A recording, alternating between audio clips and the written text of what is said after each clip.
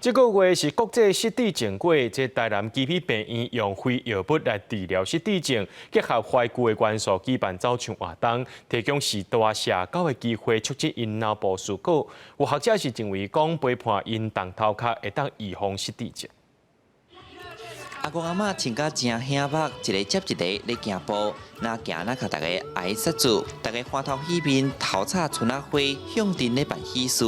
预防甲延缓失智的方式百款，怀旧治疗是其中一种。基比病院结合传统元素办走唱秀活动，许多人用心打扮，有的穿30当前做青梅衫，甚至有人甲假装穿出来。基比病院指出，用非药物治疗会使增加大脑功能的运作。对啦，万一讲也可以当穿这恤衫，这个活动哦，对阮年长的人哦，真的很好，肌力训练啦，还有那个脑力训练啦，预防失智啦。利用咱一寡怀旧，或者老人会当出来唱歌来社区，啊，买当互伊来回忆他的过去，啊，促进伊的认知。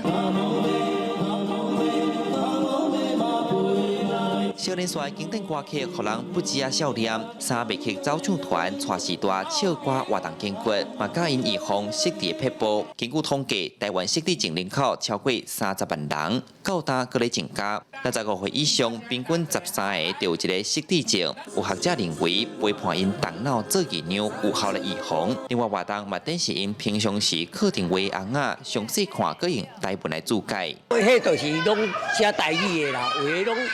讲写迄个名词吼，去想伊过去的往事，啊，伊就会甲咱安尼一句来一句去，啊，就会当互伊的脑筋会当一寡活动，啊，伊嘛毋来遮就感觉有人陪伴。每当9月是国际失智症月，基比病院讲，调人甲失智症当作老化，煞无去看医生，因毋忙活动，互社区民众更加重视失智症的正确观念。记者李新武台南采访报道。